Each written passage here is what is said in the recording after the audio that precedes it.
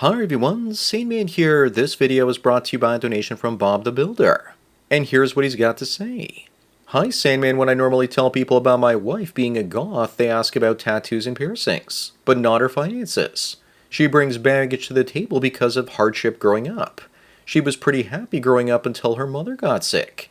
She was around 9 when her mother got diagnosed with kidney failure and needed to get dialysis. Her dad became a workaholic. She had an aunt helping her out in the house until she was 16. Not out of charity, they paid the aunt. Her parents might be strict, but there was no one around to really enforce rules all the time. She was also the youngest, and her older siblings would steal from her and pin the blame on her for stuff. I met her when she was living on her own for almost a year and somewhat homesick, and we started dating. That's when she let me know she was studying something her parents had not agreed upon. They paid for her furniture, healthcare, and pocket money. Everything else she had to do on her own. She did that with the partial scholarship and temp jobs in catering. She would come over to my place to do the cleaning, cooking, and having dinner with me. She never asked for money or expensive dates, and she would even pay her share of the food. She has a learning disability and it makes her a slow learner. Her parents had her checked out. She was higher than average IQ, but not genius level. But it explains how she did get by. Her emotional intelligence is even higher and it's why she was able to read people. She was trying to help, in her words, so I would focus on getting my degree. We moved in together as a 6-month trial period to see how it would go. After her home life, she was not sure about living with somebody again. She didn't have any roommates because of that. After we moved in together, her parents gave her a dowry. Where she's from, the size of it determines how much the input the wife has. It's more than 50%, and the paperwork states that if we split up, she takes what she brought in. In my case, it's not cheaper to keep her. I won't be able to afford this lifestyle on my own in this economy. I also don't think I'm going to find another one that brings this much to the table willingly. A lot of things came to light later even for her. Her parents let her move out in hopes that she would come running back in a few months. The reason for her dowry is because of her health and the reason she got one. It's also why they paid for her health care after she moved away. The dowry was an incentive for me to stay and take care of her also. Now her dowry is supposed to be for her to have an input in our life. But her parents made a few attempts to have her input be their inputs. Like her son having her maiden name. I've seen women from both the East and the West in similar positions behave extremely dominated and overruled by their families. The way she behaves, you would have sworn she brought almost nothing to the table because she's so grateful. I out-earn her at my job, but her total income is more than mine. She does this by using the dowry to generate passive income. It is something she does with her father. I do know my wife has low self-esteem, trust issues, and the reason why she's needy. She's in therapy right now to deal with the awful childhood and health problems that she suffered. Therapy also helps her set boundaries for her family and other people. She's also doing it because she's worried about our son becoming a Captain Save-A-Ho. We also did couples therapy. We found that it was helpful and that she needs to be a little bit more selfish and let other people fix their own problems and focus on herself. That strategy was doing her good. She has changed somewhat with me, being more docile and grateful. I'm not complaining, but like most people, I would like to know why. What motivates her to be like this? As far as I know, she wants to enjoy her life as much as she can. Well, she can. I've heard people say similar things, but they tend to fly off the handle in terms of drinking, drugs, sex, and other destructive behaviors. So why is she not doing that? She has plenty of reasons, and I hope to hear from you, Bob the Builder. Well, Bob, thanks for the donation as well as the topic. It sounds like your wife really played you the smallest violin in the world with her sad song when you first met her about her childhood and all the trauma she suffered. But on the flip side, all the pain she experienced is partially responsible for her being grateful to be with you and do things for you. But I get the sneaky suspicion that the reason she's with you, at least in part, is because of her self-esteem issues and maybe even some abandonment issues. If you leave, who's going to want her as a single mother with her disability and health issues? The way she treats you might not be because of strength, but because of weakness. For example, I'd always pull more than my fair weight in my first major adult relationship, because while growing up I had friends that abandoned me for no reason.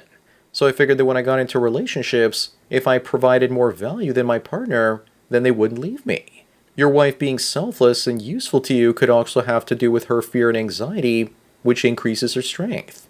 Your wife was also all about equality when you met her, which is more common in the past instead of being entitled, which is more common today.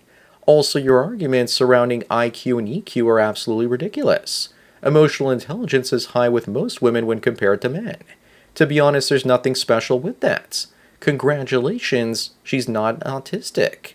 Also, with regards to family support, she was the baby, so her parents babied her. They gave her money, and dowries were traditionally given to the husband for the burden of taking care of the wife. And I can't remember what culture she comes from, but it doesn't really matter. They seem kind of traditional. That'll certainly have influenced her as well. With the possibility of abandonment issues, that's probably why she was willing to be with you at first, even though she didn't find you adequate. She helped you with your education because she probably understood that she couldn't attract the man that she wanted in life. So instead, she put the effort into turning you into that guy.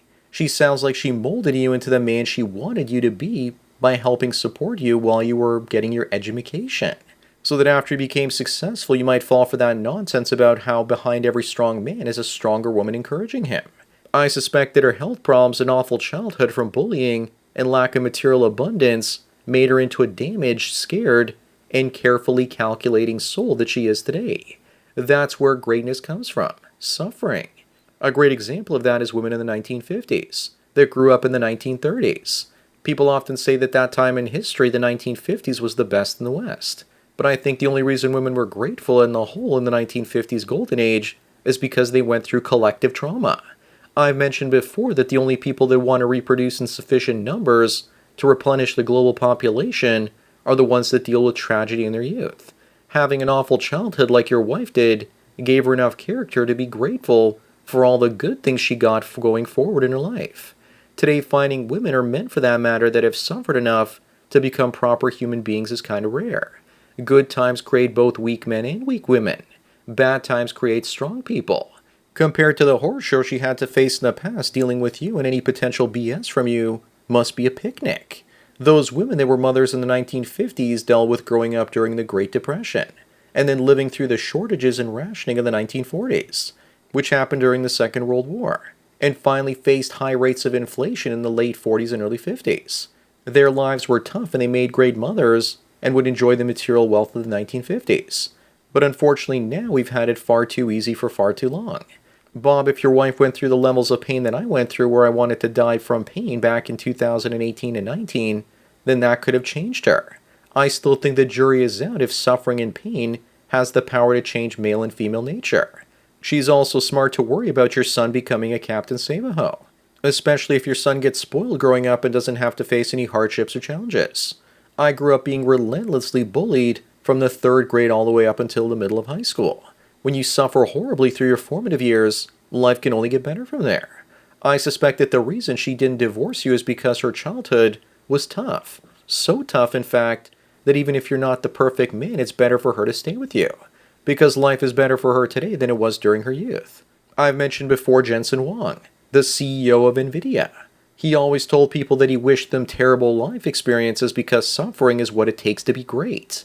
Sounds to me like your wife suffered with her learning disability and difficulty that turned her into the equivalent of a 1950s housewife. I think that every person needs to face massive storms in their life to be able to appreciate what they have. There's that old saying that smooth seas do not make the skilled sailor. As for your son and avoiding him becoming a Captain Save-A-Ho, how exactly are the two of you going to prevent that from happening? May I suggest you introduce him to some red pill philosophy if you haven't already about female nature. Explain to him that there are no women that'll actually live up to his mother. That's one of the things that always discouraged me in my relationships. None of the women could actually live up to my mother. She was raised in the hardships in the 1950s Europe after the Second World War. She grew up in what we might call a small farm today. Certainly hardships molded her insane work ethic to help her get out of her situation, and a lot of that ended up rubbing off on me. Trying to find a way to have your wife's hard work rub off on him. Also, if she imprints her behaviors onto him sufficiently, then when he gets older, he might end up like myself, seeking out women that are hardworking, or at the very least equal to him. You also have to find ways to challenge him, to put him in a physical situation where he can build some character. That's counterintuitive that you have to wish pain for those that you love, because without it they won't grow and they'll end up staying weak. But I'm not sure what else I can say. Hopefully you got something useful out of this, Bob. Finally, I don't think your wife is destructive because she knows how painful life can be And why induce a new vice like drinking or drugs when you already have tons of pain and you don't want to pile more on? There really isn't more to it than that. Anyways, that's it for today. Thanks again to Bob the Builder for the donation and topic. Don't forget to smash the like button the way that Bob secretly wanted to smash his wife's dowry and buy himself a sports car. Bang the bell and check out the mystery link. Follow me on BitChute, Twitter, and Facebook to get tomorrow's video today. Subscribe to me on Minds, Odyssey, MGTOW.tv, and Rumble to get the video for the day after tomorrow. This channel's been demonetized, and if you want to help me keep making content, then please support me through Subscribestar. There's a link to it in the description. Or you can do an hour-long coaching chat with the Sandman for $45 and I won't rush you out the door like a cheap whore. Thanks for taking your daily dose of red pills, and remember, a red pill a day keeps the women that haven't experienced pain in their lives, so they try and inflict as much pain on men in their lives instead away. So enjoy the rest of your day, and cheers.